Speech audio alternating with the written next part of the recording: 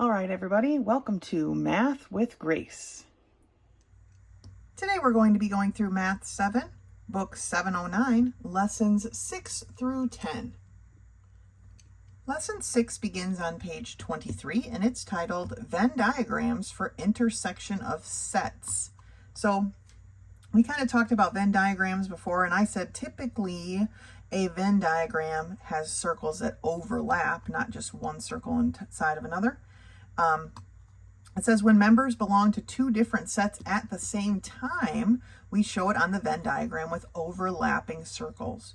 The overlap or intersection of the two circles represents the members which belong to both sets. Okay, so our universal set are people who like outdoor sports. Group A is people who like fishing. Group B are people who like to hunt. The intersection of A and B are people who like to fish and hunt. Okay, and that's this group here. So the intersection of two sets has common factors of the both. Okay, in this Venn diagram, the universal set is all numbers. Set C are the factors of 12. Okay, set D are the factors of 8. The intersection are the factors that they have in common, and only the factors that they have in common. All right. It says when two sets are multiples, the intersection is the common multiples. All right. So just like this one, right? Universal set is all the numbers. Set E is the multiples of 12. Set F are the multiples of 6. Obviously limited because multiples would go on and on, right? The intersection are the common multiples that they have. All right? Okay, let's turn the page. Here at the top of page 24, it says disjoint sets. Sometimes two different sets have nothing in common, and we call them disjointed or disjoint sets. So our universal set are all the students at the school. Group A are the girls in 7th grade, and Group B are the boys in 7th grade. They don't overlap, all right? An empty set. When a particular problem has no answers or a set has no members, the answer is an empty set. The answer is not 0, okay? It is just an empty set, and we represent an empty set with a 0 with a line through it. Or you could also write it like this. If our set C had, remember how we do the brackets, right? I'm not good at those brackets. And if you just left it empty, we put nothing in between the brackets. Let's turn the page back a second. See the brackets here? If you put nothing in between the brackets, that also represents an empty set. If you put a 0 in there, then that becomes an element of the set. But by leaving it blank, we say this is an empty set. All right. Question number 1. It says draw a Venn diagram to illustrate the intersection of sets and answer these questions. Okay, here we go. Universal set is all of our students. Set A are the students who like to play chess. We'll make a really wonky circle for the students who like to play chess. And the students who like to play Monopoly. But it says some students like to play both games. Okay, so there we go. There's our Venn diagram. Some of them like to play chess and Monopoly. Some like chess, some like Monopoly. Okay, complete the sentence. The intersection of A and B represents students who like to play both chess and Monopoly. Okay. All right, let's continue on. Write the letter of each set shown on the Venn diagram. Okay. We have the choices of cats and all pets, poodles and dogs. Well, all pets is going to be the universal set.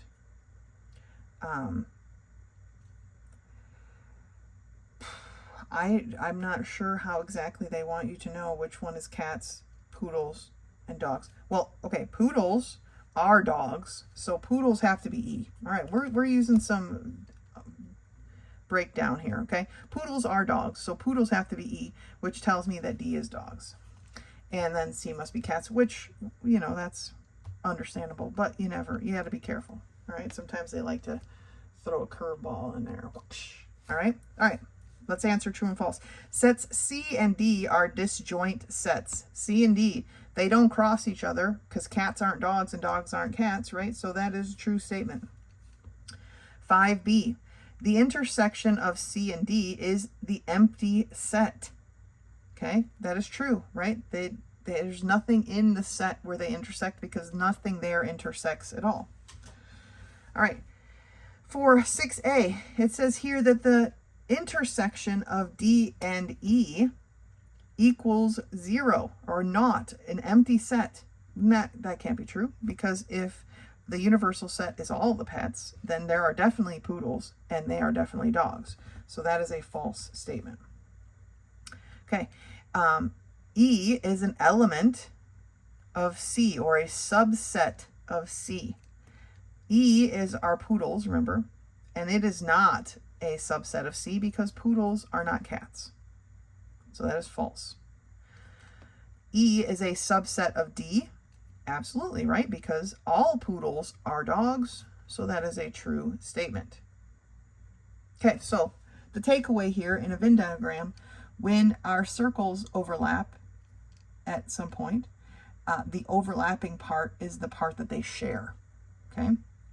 It means one thing represented in two different ways within your Venn diagram. People who like to play chess, people who like to play Monopoly, but there are a group of people who like to play chess and Monopoly. Just like in my universal set, don't forget there's still people out here that aren't even in, they don't like to play chess or Monopoly. They're the people out here that fill up this space, okay? Don't forget about them. But that's what's represented here. All right? Okay. Go ahead and finish the We Remember for Lesson 6 and meet me back here when you are ready for Lesson 7. Lesson 7 begins on page 28 and it's titled Arcs and Semicircles. An arc is a part of a circle that has two endpoints. Okay? Part of the circle meaning the curvy bits. Okay? An arc. It has to have two endpoints, FD, BD. BDF is an arc, okay? BA, AC, BAC, ACF, all right? These are arcs. We go around our, see, they've marked it here, okay? Arc. A semicircle is exactly half of the circle. So they've marked this semicircle up here. Half of a circle. A chord of a circle is a line segment with both endpoints on the circle. Remember, being on the circle is being on this outer part. So here is a chord. AB is a chord. CD is a chord. It's a chord that just happens to pass through the center of a circle and is therefore also the diameter. Okay? And as a review, the radius goes from the center to the circle. That is a radius. Okay? Here's all the bits of a circle. Let's answer our questions. Do the exercise for the circle to the right. So we're basing it off of this circle here. Around the edge of the circle from K to G, is an arc. Right? It's a curvy bit of this circle. Around the circle from H to K, from H all the way around to K, is a semicircle. That is half of that circle. Half the circle. Name the diameter of the circle. Remember, diameter is a chord that passes through the center. There is only one chord here that passes through the center, and that is chord KH. We do not need to label it with an L. A diameter can just be written with two letters. KH. Now you could have written it as HK. That would work too. Name the three radii. So it says here that there are three. One definite radii is this one, right? From the center to the edge of the circle. To the circle. So you could call it LG or GL. I like to start with the center personally. But there's also two others, because remember, a diameter is 2 radii. They are the same thing. So we have LH and we have LK. Name the two chords. Remember, we already named one chord because a diameter is a chord that passes through the center. So that is one chord. The other chord is right here, right? It's this line segment that is crossing over the circle right here. JI, you could call it IJ, whichever you choose. Right, so this is all about circles. Arcs. Semicircle is the arc of half a circle. Okay. A chord is a line segment going all the way across the circle. It's got to cross the circle at 2 points. A diameter is a chord that goes through the center of a circle. And a radius goes from the center to the circle. All right. There it is. All right. Finish the We Remember for lesson 7 and meet me back here when you're ready for lesson 8. Lesson 8 begins on page 33, and it's titled Linear Relations.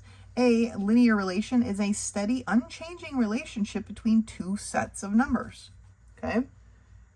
If we multiply my minutes by 2 to get inches, okay, a snail, snail, okay. Let's read this example first before this actually makes sense. Okay. It says, a snail traveling a consistent speed of 2 inches per minute will travel 2 inches in 1 minute. So 1 minute, he's traveling 2 inches. So 2 inches. In 2 minutes, he's traveling 4 inches. In 3 minutes, he's traveling 6 inches. And that made this table. And that is, they've also made a graph down here, right? That is a linear representation or a linear relationship between how fast, how long he's traveling, and how far he's going. Okay? We can create a set of ordered pair numbers and then graph that on a line. Now, when we graph the line, you can see it makes a line because that's what linear relations do. This is a very interesting example that they chose of all the examples they could have chosen. Go keep hitting it, snail. 2 inches per minute. You got it. Okay. But when we graph this as a linear relationship and we graph our line, it allows us to determine how far he went in 1.5 minutes or 2.5 minutes, or by God's grace, how far is he crawling in 10 minutes or 50 minutes. Okay. We can do all of that with a line. All right, we're going to turn the page and take a look at our example. All right, at the top of page 34, it says, finish the table of values, plot the points on the graph, and draw a line for the linear relationship. This one example, this homework problem is a much better example of what a linear relationship is. Sam has a job that pays him $8 an hour. Okay, no matter how many hours he works, he gets paid the same. Poor snail may not always walk 2 inches per minute, but we're kind of pushing him to do so. Okay. So in 1 hour, how much does Sam make? He makes $8 an hour. So he's made $8. In 2 hours, 2 times 8 tells me he's going to make $16. In 3 hours, 3 times 8 is 24. So in 3 hours, he'll make $24. Right? That's a very good example of a linear relationship. All right. Now to plot our point, we have hours here and dollars going up this way, right? So in 1 hour, he makes $8. So we put a point. In 2 hours, he makes $16. And in 3 hours, he makes $24. If you plot your points and they do not make a line, you've made a mistake and you need to go back and check your work. Okay. And our line, hypothetically, will go on and on forever. Amen, till he gets to 40 hours anyway, and then he should be making overtime. But that's a topic for another day. There's our line based on our data given. Okay. It says for number 2, according to the graph, Sam earns how much in 3 1/4 hours? Now, our graph is broken into quarters already. Very nice of them. So if you take your ruler or a straight edge or a piece of paper and you mark at 3 1/4 hours, you'll see that it takes you to here. And that is right in the middle between $24 and $28. And so he would make $26 in 3 1/4 hours. All right. And then it says, well, how long is it going to take Sam to make $30?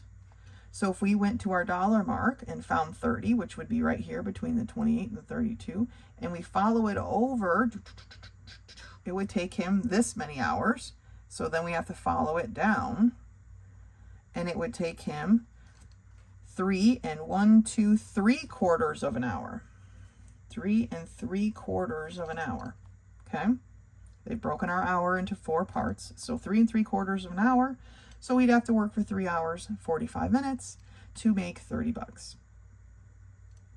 Okay, linear relationships. They're everywhere around you. If you like to bake, there are definitely linear relationships, right? If one batch of cookies makes 24 cookies, then 2 batches of cookies makes 48 cookies, and so on and so forth. Linear relationships are everywhere. We buy our lunch meat in a linear relationship, right? If it's $5.22 a pound and you want 3 pounds, right? That's all a linear relationship is. It can be graphed, and then it can be parsed out other data that we are interested in. All right, that's it for lesson 8. Go ahead and finish the We Remember, and you can meet back here when you're ready for lesson 9. Lesson 9 begins on page 38, and it's titled Choosing an Appropriate Graph to Display Data. It says particular kinds of information are best displayed by particular kinds of graphs. I feel like this is a little subjective, but we're going to read through it, okay? Pictographs are simple to read. They show small numbers of items or use numbers that are rounded. They give a general picture of how amounts compare with each other, and they cannot show accurate amounts if the numbers are large. This is important, okay? Bar graphs are more exact than pictographs. They compare amounts or measures of separate items. They can be horizontal or vertical, depending on the subject, but they cannot show accurate amounts if the numbers are large. Again, important. Line graphs are specifically used to show information that changes over time. They do not compare separate items, which is actually not true, but that's okay. Show how numbers change in relation to something that is affecting them, but they cannot show accurate amounts of numbers that are large. They can compare separate items. I'm not sure why that's on there. People use multi-line graphs all the time to compare more than one thing, but perhaps not in this lesson, this year of math, okay? A circle graph shows the relation of parts to a whole, shows how the parts of the whole compare to each other. And histograms show how frequently data falls within several ranges, right? The circle and the histogram are pretty specific. The line and the bar graphs are kind of interchangeable in a way. And then the pictograph, to me, is just kind of real super basic. Okay, so with those ideas in mind, let's take a look at this. They're just asking, choose the best kind of graph from bar graph, line graph, or circle graph. There's it. You get 3 choices. We went over 5. They don't care about histographs or pictographs. And who cares about histographs, right? Anyway, it's one of my least favorites. Okay, boiling times to change sugar sap to light syrup, medium syrup, dark syrup, and maple syrup. Or maple sugar, sorry. I guess all of these would be maple syrups. Okay, so boiling times to change the sugar to one of those things. All right, so our choices, remember, are bar graph, line graph, circle graph. Circle graph's only necessary if we're talking about parts of a whole. That's not what we have here. So it's either going to be a bar graph or a line graph. A line graph shows changes in one thing over time, so it's not the line graph. So it must be a bar graph. All right, Bingham Lumber's total yearly expenses for the pickup truck were divided as follows into fuel, oil, and fluids, maintenance, I don't care about the numbers right now, and registration and insurance. Okay, so total yearly expenses broken into parts. We have the whole broken into pieces. That is a circle graph all day long. Okay, the whole broken into chunks. Comparison of various widths of nylon toe straps and their capacity ratings, 2 inches, 3 inches, 4 inches, 6 inches, okay? This, I'm going to say would be a line graph because we haven't used the word line graph yet. But really, it could have been a bar graph, but a line graph is fine too. All right? Okay. Like I said, this is kind of subjective. There are certain graphs that apply only to certain things, like this number 2, right? We're talking about a whole year expenses broken into parts. It's the whole thing broken into little chunks. That's a circle graph. All right. That's it for lesson 9. Go ahead and finish the read, remember, and you'll be ready for quiz 2, which is in the back of the book. As always, if you have any questions, please do not hesitate to contact me. Otherwise, until next time.